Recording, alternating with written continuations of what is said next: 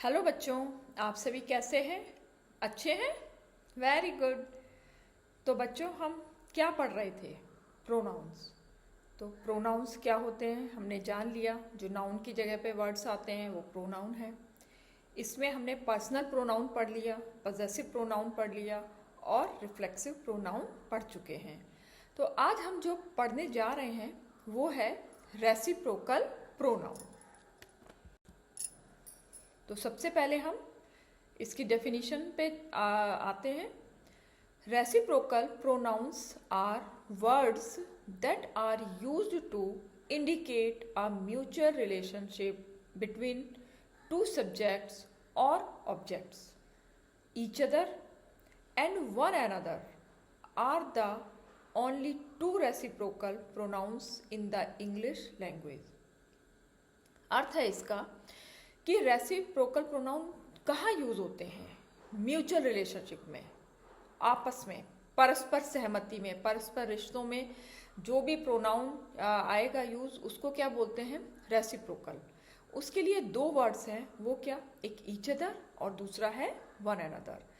Each other कब use होगा? जब दो लोगों के बीच की बात होगी। जब म्यूचुअल रिलेशनशिप कितने के बीच में है? दो के बीच में, तब ईच अदर। और अगर दो से ज़्यादा, तीन या कितने भी लोग हों, तब हम यूज़ करेंगे वन अनदर। इसके लिए शर्त क्या है? लोग कितने हों? तीन या तीन से अधिक हों। और दूसरी, वो सब क्या कर रहे हों? एक ही काम कर रहे हों, एक जैसा ही काम कर रहे हों, तब उनके लिए यूज में आएगा वन अनदर। तो एग्जाम्पल देखते हैं ईच अदर का। Rachel and Rose love each other. Rachel और रोज आपस में एक दूसरे को प्यार करते हैं। दो लोग हैं, each other. One another, my brother and my cousins were blaming one another. मेरा भाई एंड माई कजन्स मतलब एक तो मेरा भाई है और मेरे कजन्स हैं, मतलब एक से ज़्यादा कजन्स हैं। वर ब्लेमिंग, वो एक दूसरे को दोष दे रहे हैं। तो जब दो लोगों के बीच की बात थी तो ईच अदर, और जब दो से ज़्यादा की बात थी तो इसमें यूज़ किया हमने वन अनदर। चलिए और एग्जाम्पल्स। यहाँ पर आपका टेस्ट होगा नॉलेज का कि आप सही भरेंगे या नहीं। तो जैसे कि पहला, दे वर नॉट एबल टू सी, फिर है खाली जगह, फिल इन द गैप है। फिल इन द गैप में आप क्या भरेंगे? ये आपको दो में से एक ही भरना है, या तो वन अनदर या ईच अदर, क्योंकि ये कौन से हैं? Pronoun, reciprocal. तो दे वर नॉट एबल टू सी, यहाँ पर क्या आएगा? यहाँ आएगा, इसको पहले तो हम समझ लेते हैं कि वे नहीं एबल हैं, इस लायक हैं एक दूसरे को देखने के लिए। तो इसमें क्या आएगा? They were not able to see one another. वो मतलब एक दूसरे को देखने के लायक नहीं है, काबिल नहीं है। अगला देखते हैं, Dinu and Anu could not understand. अब यहाँ पे देखिए साफ साफ है, दीनू और अनु दो ही लोग हैं। Could not understand each other, क्योंकि ये आपस में एक दूसरे को नहीं समझ पा रहे हैं। The children were fighting with, जो बच्चे हैं। हाँ, इसमें आपको एक बात समझनी है, जो चिल्ड्रन है वो दो बच्चों के लिए भी आएगा और बहुत सारे बच्चों के लिए भी आएगा। ये आपको सेंटेंस के हिसाब से समझ लेना है कि अगर ये दो बच्चों के बारे में बात है तो यहाँ पर आएगा ईच अदर। लेकिन अगर क्लास में बहुत सारे बच्चों के बीच में झगड़ा हो रहा है या कहीं पे भी बहुत सारे बच्चों के लिए हो रहा है, तब हम लिखेंगे यहाँ पे one another. Neeta and Jyoti gave, Neeta और ज्योति ने दिया गिफ्ट्स, किसको? एक दूसरे को, each other. The criminals blamed, criminal blame करते हैं, दोष देते हैं, किसको? क्रिमिनल्स। यहाँ पे क्या ध्यान देना है? क्रिमिनल्स। यहाँ पे बहुत सारे क्रिमिनल्स के बारे में बात हो रही है। यहाँ पे भी देखो थोड़ा सा ना, रेसिप्रोकल में ईच और वन अनदर, ईच अदर और वन एंड अदर में थोड़ा सा कंफ्यूजन होता है। हमें ये बात सेंटेंस के हिसाब से समझनी है। अगर दो ही क्रिमिनल्स हैं, दो ही लोगों के बीच में झगड़ा है तो ईच अदर, और अगर ज़्यादा के बीच में है तो क्या आएगा यहाँ पर, वन अनदर। देखिए इसके आंसर्स दिए हुए हैं, आंसर चेक करते हैं। देखिए, they were not able to see one another, Dinu and Anu could not stand each other, stand है अंडरस्टैंड, एक दूसरे को नहीं समझ पाते हैं। The children were fighting with one another, जैसे कि यहाँ पे इन्होंने बहुत सारे बच्चों की बात हो रही है, उनमें आपस में झगड़ा हो रहा है तो one another. Neeta and Jyoti gave each other gifts, the criminals blamed one another. Criminals, जो क्रिमिनल्स हैं वो लोग क्या कर रहे हैं, एक दूसरे को दोष दे रहे हैं और झगड़ा कर रहे हैं। तो इस तरीके से आपको ये वन अनदर और ईच अदर में थोड़ा सा समझ में आया होगा, और बाकी आप थोड़ा प्रैक्टिस करेंगे तो और धीरे धीरे अच्छे से आपको समझ में आ जाएगा। अगले पर हम आते हैं।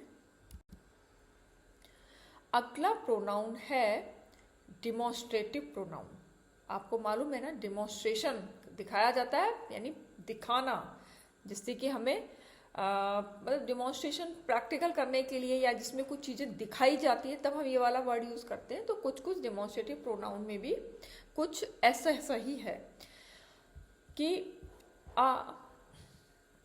a demonstrative pronoun is a pronoun used to demonstrate any object or something or to point to something in a sentence is called a demonstrative pronoun।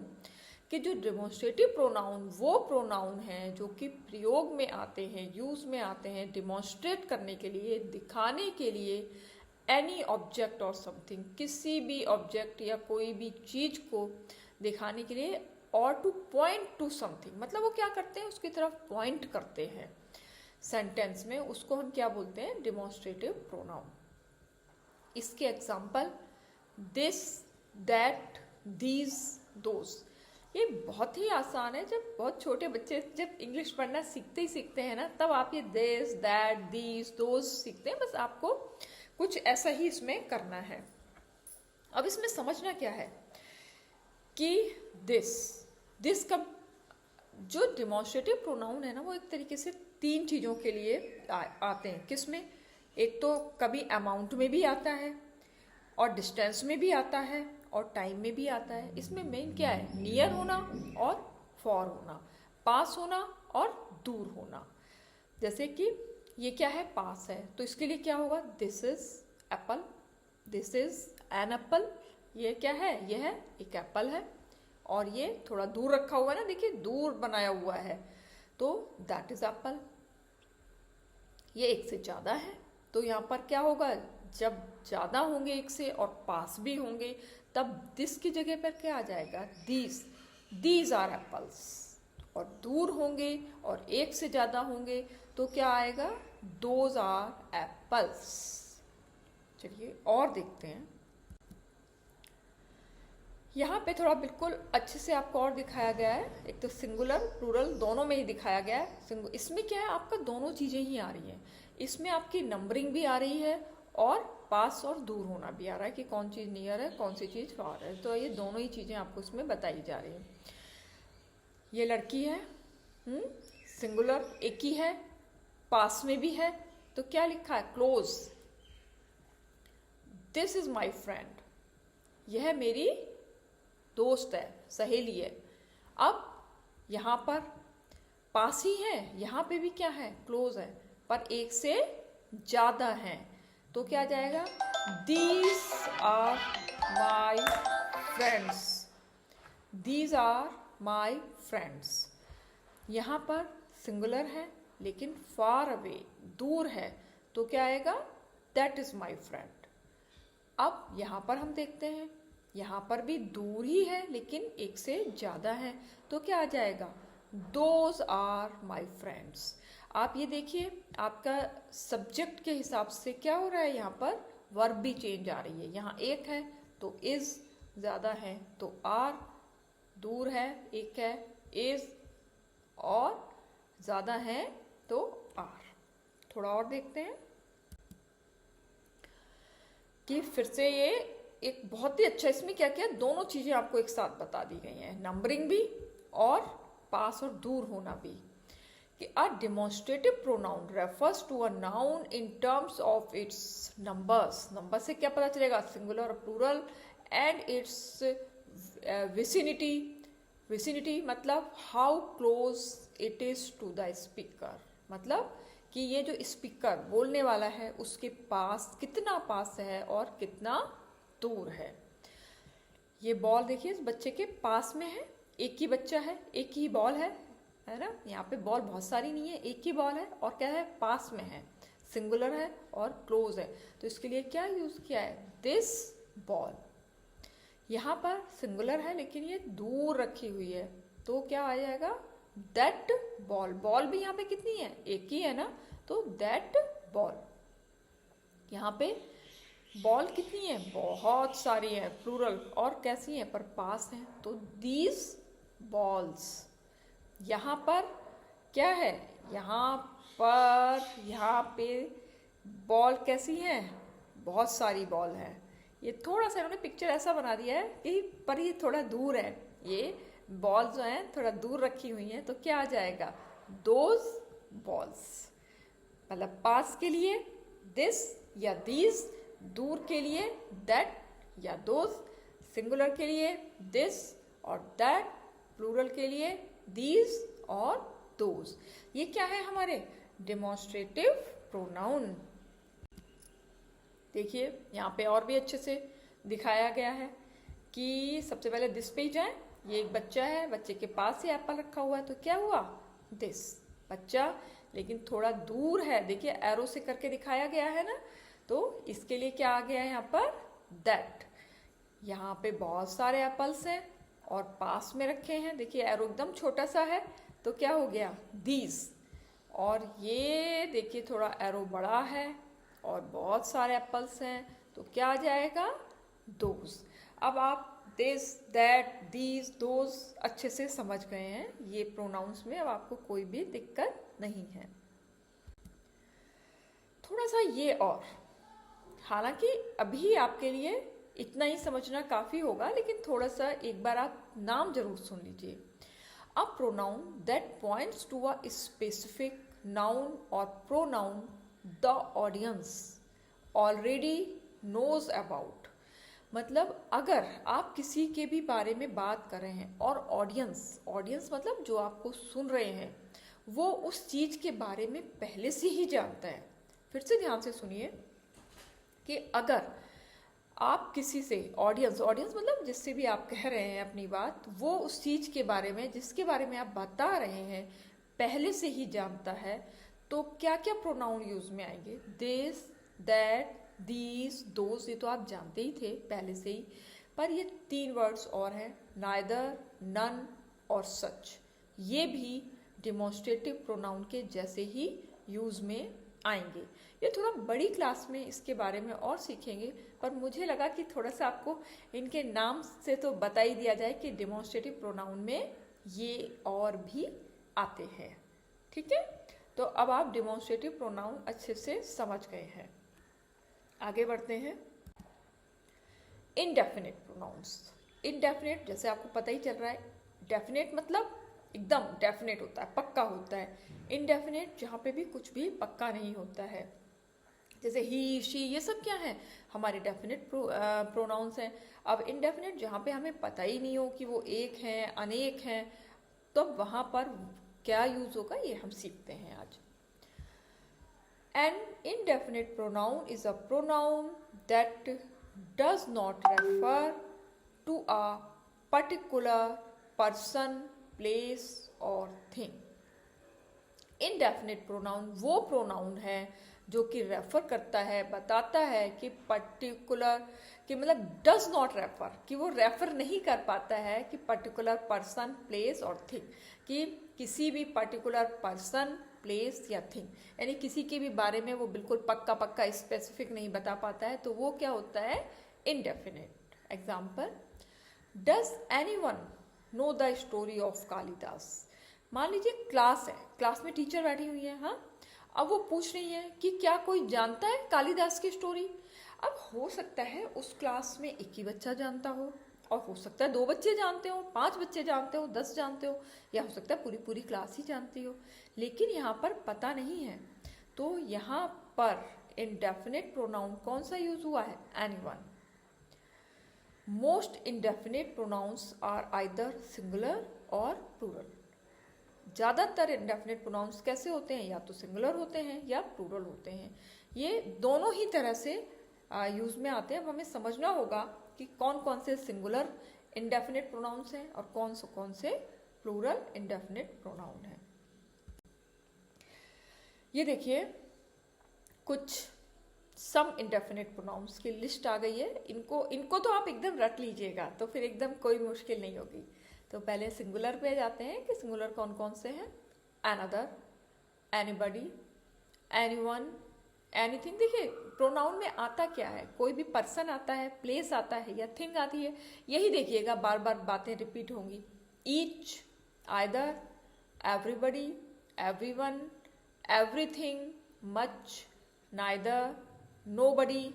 जब नेगेटिव में हम इसको यूज करेंगे तब ये आएगा nobody, no one, nothing, one, somebody, someone, something.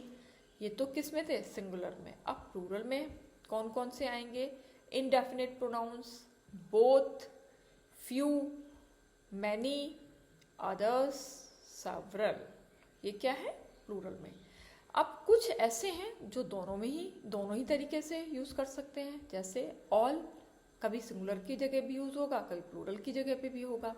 Sentence के हिसाब से हमें समझना पड़ेगा, उस सेंटेंस पे डिपेंड करता है।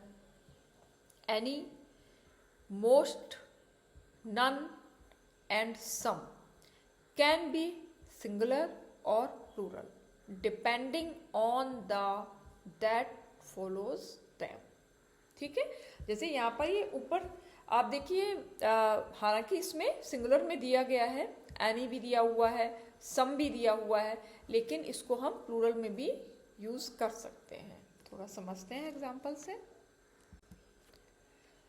सम indefinite pronouns, when an indefinite pronoun is used as the subject, the verb must agree with it in number। यहाँ पे ये बता रहे हैं कि जो इंडेफिनिट प्रोनाउन यूज होगा वो कैसे? सब्जेक्ट के हिसाब से होगा। और जो वर्ब क्या होनी चाहिए? उससे एग्री होनी चाहिए। वर्ब किसके हिसाब से आनी चाहिए? सब्जेक्ट के हिसाब से। हम सब्जेक्ट के हिसाब से अपनी वर्ब जो है वो एग्री होनी चाहिए सब्जेक्ट पे, यानी वर्ब जो है वो किसके अकॉर्डिंग आएगी? सब्जेक्ट के हिसाब से। अगर सब्जेक्ट सिंगुलर है तो वर्ब उस हिसाब से आएगी, प्लूरल है तो वर्ब उस हिसाब से आएगी। कैसे, ये देखते हैं। Everyone discusses the plot. देखिए इसे एवरीवन के लिए बोला था ना कि ये सिंगुलर भी है और प्लूरल भी है, दोनों तरह से यूज कर सकते हैं। लेकिन यहाँ पे वर्ब देखिए क्या आ रही है? डिस्कसेस, यानी ये क्या आ रही है? एस और ई एस लग चुका है, यानी ये क्या है? सब्जेक्ट यहाँ पर क्या है? सिंगुलर। कि एवरीवन डिस्कसेस द प्लॉट, ये सिंगुलर की तरह से इसमें यूज किया गया है। अगला देखते हैं। Both talk about king Mahadev. Mahadev थोड़ा गड़बड़ हो गया, MAH। ये प्लूरल की जैसे क्या कि बोथ टॉक, दोनों बात कर रहे हैं। दोनों बात कर रहे हैं किसके बारे में? राजा महादेव के बारे में। तो यहाँ पे बोथ दो लोग हैं, तो यहाँ पर टॉक यूज किया गया। वर्ब में एस और ES नहीं लगाया गया है। यहाँ पर सब्जेक्ट क्या है? प्लूरल है। इसको थोड़ा और समझिएगा।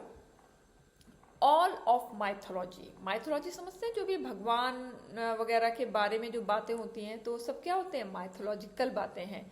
कि इन्होंने क्या किया? ऑल ऑफ माइथोलॉजी, जैसे माइथोलॉजी, सारी माइथोलॉजी किस में डाल दी गई है? ऑल में डाल दी गई है। Is about beliefs and ideals, मतलब और यहाँ पे कैसा है? सिंगुलर के जैसे यूज किया गया है।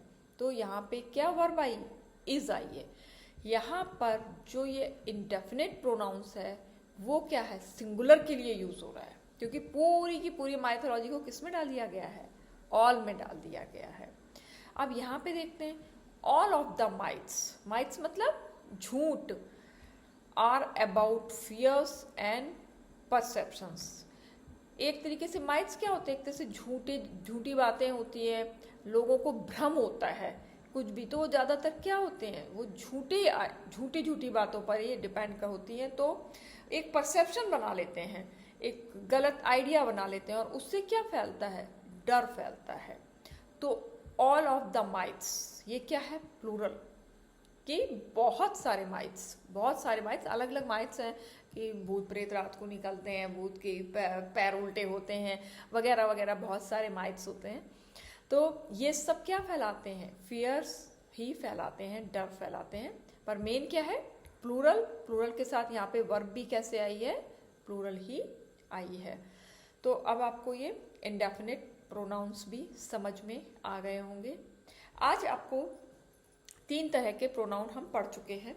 3 क्या पढ़े थे, सबसे पहले हमने रेसिप्रोकल पढ़ा, रेसिप्रोकल के बाद डिमॉन्स्ट्रेटिव पढ़ा, डिमॉन्स्ट्रेटिव के बाद में हमने इनडेफिनिट प्रोनाउन पढ़ा।